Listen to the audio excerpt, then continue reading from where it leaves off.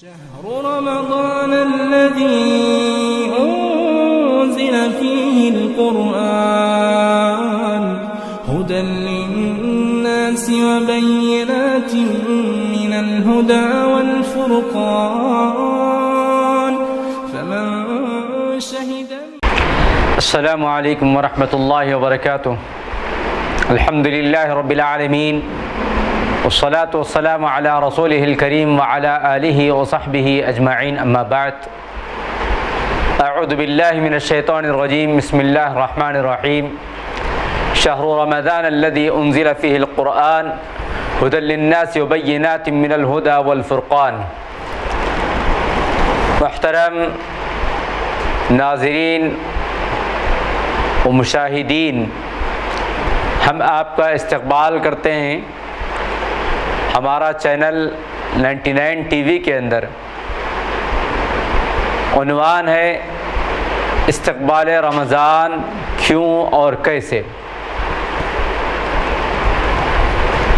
ناظرین و سامعین، ہم اور آپ جانتے ہیں کہ ہمارے اپنے گھر کے ماحول میں ہمارا کوئی مہمان آنے والا ہو تو ہم اس کا استقبال الگ الگ طریقے سے کرتے ہیں. مہمان جتنا عزیز اور عزیز تر ہوتا ہے، اس کا استقبال اور اس کا ویلکم اور اس کو خوش آمدید کرنے کا ہم انتظام کر لیتے ہیں.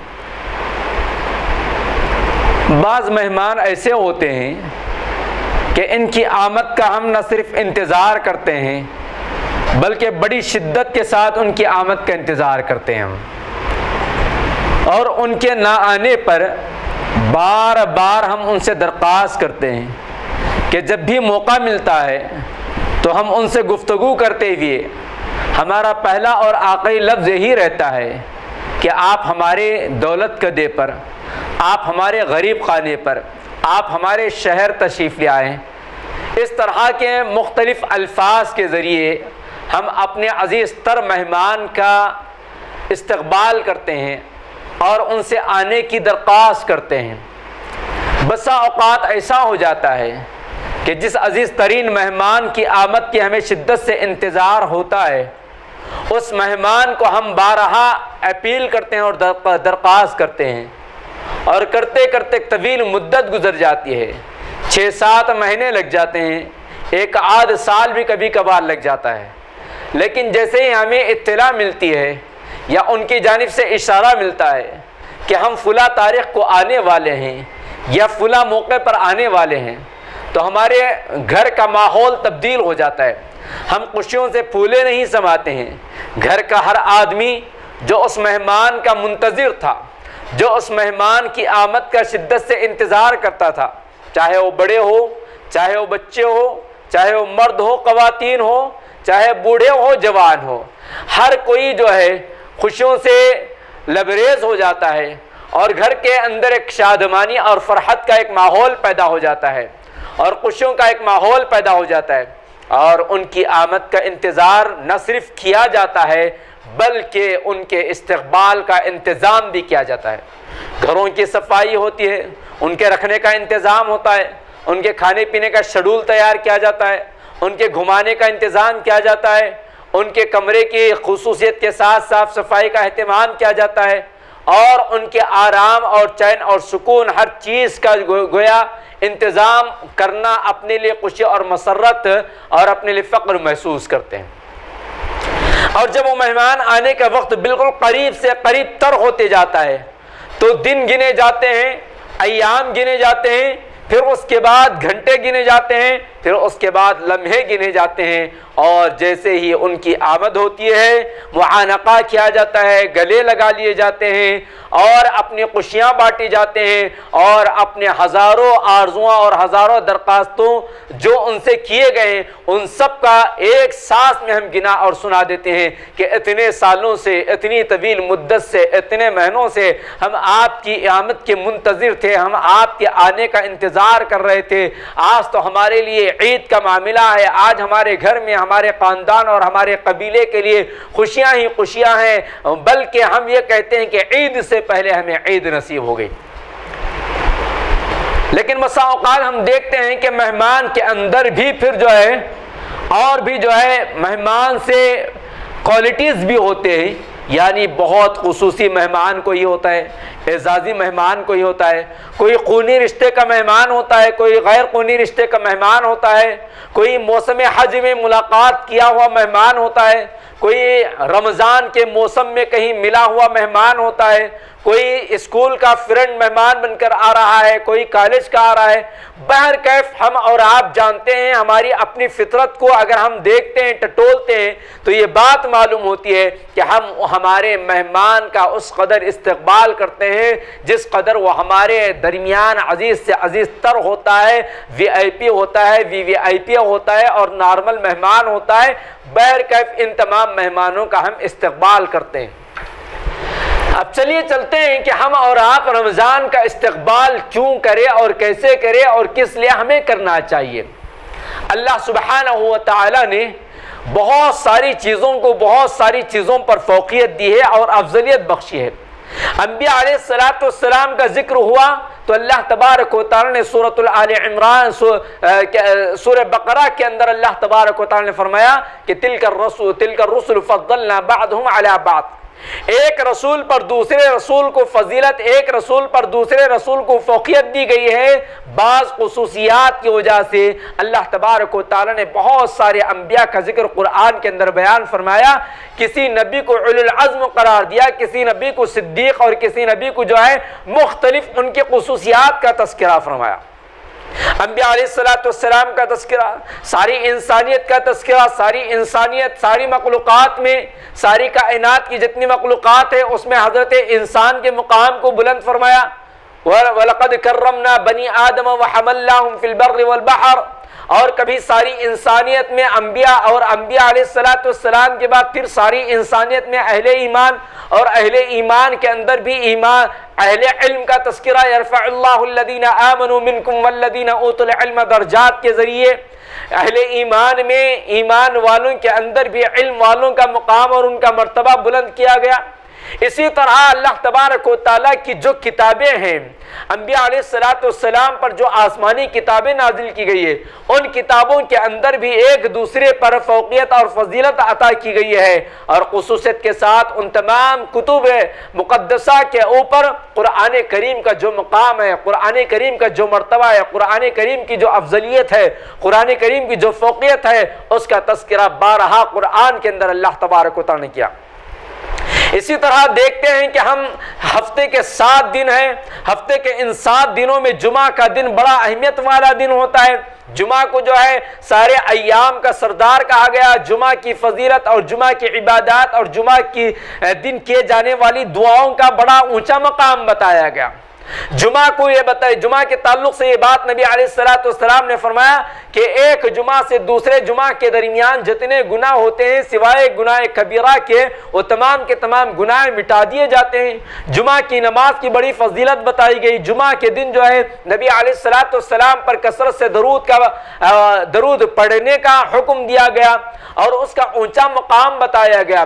اور جب ہم اسی طرح اور آگے بڑھتے ہیں تو دیکھتے ہیں کہ مہینوں کے اندر بھی اللہ سبحانہ و تعالی نے فرمایا ان عدت الشہور عند اللہ 12 شہرا فی کتاب اللہ یوم خلق السماوات والارض، کہ اللہ تبارک و تعالی نے جس دن آسمان اور زمین کی تخلیق فرمائی، جس دن آسمان اور زمین کو پیدا فرمایا، اسی وقت اللہ تبارک و تعالی نے سال کے 12 مہینوں کی گنتی بھی طے فرمائی، اور ان 12 مہینوں میں 4 مہینوں کو اللہ تبارک و تعالی نے بڑے ہی محترم قرار دیا، اور نبی علیہ السلام نے ان 4 مہینوں کا ذکر فرما دیا کہ وہ 4 مہینے کون سے ہیں؟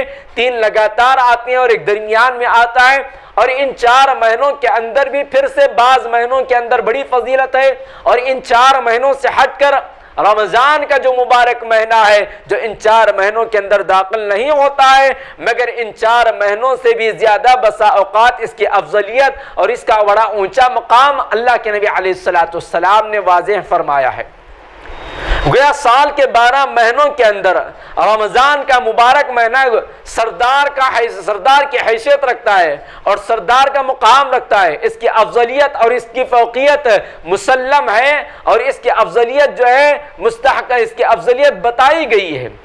وقت کے اعتبار سے اگر ہم دیکھتے ہیں تو وقت کے اندر بھی اللہ تبارک و تعالیٰ اور نبی علیہ السلام نے مختلف اوقات کو فضیلتیں عطا کی ہے. ایک وقت پر دوسرے وقت کو فضیلت عطا کی ہے. آخری رات کا آخری حصہ جو ہوتا ہے بڑا افضل ترین وقت ہوتا ہے. پھر اس کے بعد نماز فجر کا وقت جو ہوتا ہے وہ بڑا افضل ترین وقت ہوتا ہے. پھر اس کے بعد ہر 5 نمازوں کے درمیان فرض نماز سے پہلے کے جو اوقات ہوتے ہیں بڑی فضیلت والے اوقات ہوتے ہیں. اللہ کے نبی علیہ السلام نے فرمایا اذان اور اقامت کے درمیان کا جو وقت ہوتا ہے وہ وقت بڑا ہی افضل ترین وقت ہوتا ہے. اس میں اللہ تبارک و تعالیٰ دعائیں قبول فرماتے ہیں. اسی طرح مغرب کا وقت جو بڑی فضیلت والا وقت ہوتا ہے. ان اوقات کو اگر ہم دیکھتے ہیں تو اوقات کے اندر پھر اگر ان اوقات کو اس ٹائم کو اگر ایام سے جوڑتے ہیں تو ایام کے اندر بھی بڑی فضیلت اس ٹائم کی بتائی گئی. جمعہ کے دن کے بارے میں یہ فضیلت بھی وارد ہے کہ جمعہ کے دن ایک ایسا ٹائم ہے، ایک ایسی گھڑی ہے جس میں اللہ تبارک و تعالیٰ دعائیں قبول فرماتے ہیں. اس میں مختلف اقوال ہیں. مختلف اقوال میں سے 2 قول کا ذکر میں آپ کے سامنے کرتا چلوں. پہلا قول یہ ہے کہ خطیب جو ہے پہلا خطبہ دے کر جب منبر پر بیٹھ جاتا ہے اور دوسرے خطبے کے لیے کھڑے ہونے سے پہلے جو مختصر سا ٹائم ہوتا ہے وہ ٹائم بڑا افضل ترین ٹائم بتایا گیا کہ اس موقع پر دعا قبول ہوتی ہے.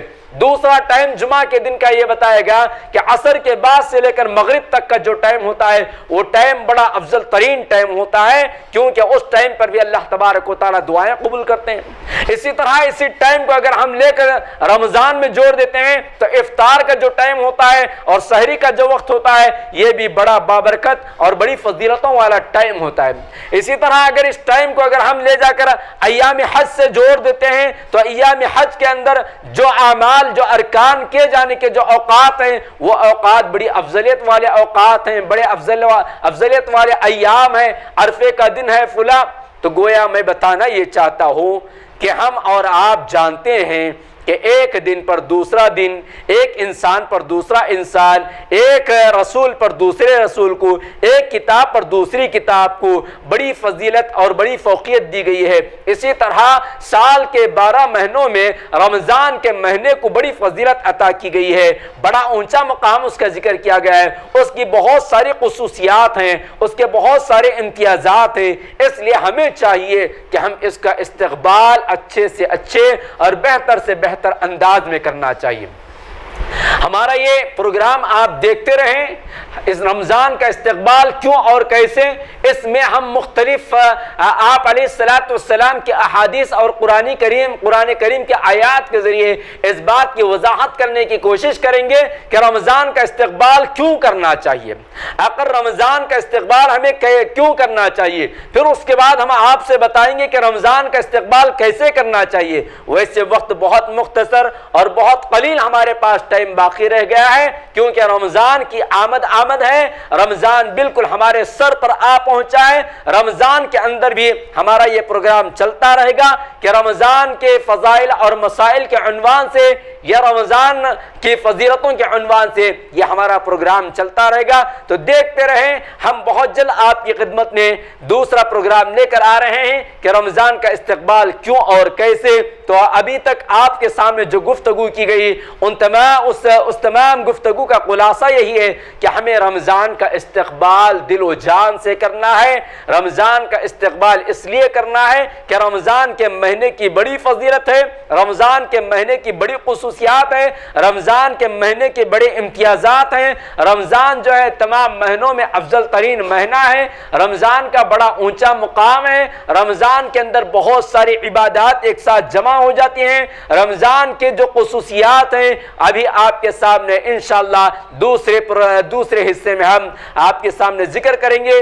دیکھتے رہیں ہمارا چینل 99 ٹی وی روزانہ رات 10 بجے تک 11 بجے. آپ نہ بھولیں اپنے گھر کی، اپنے آل و اولاد کی، اپنے خاندان کی اور اپنے ملک کی اور اپنے شہر کی اصلاح کے لیے ہمارے اس پروگرام کو آپ خود بھی دیکھتے رہیں اور دوسروں تک بھی پھیلاتے رہیں. ہمارا چینل 99 ٹی وی ففروا الی اللہ، دوڑو اپنے رب کی جانب. اس پروگرام کو آپ خود دیکھیں اور دوسروں تک پہنچائیں. وصلی اللہ علی النبی الکریم. والسلام علیکم ورحمۃ اللہ وبرکاتہ.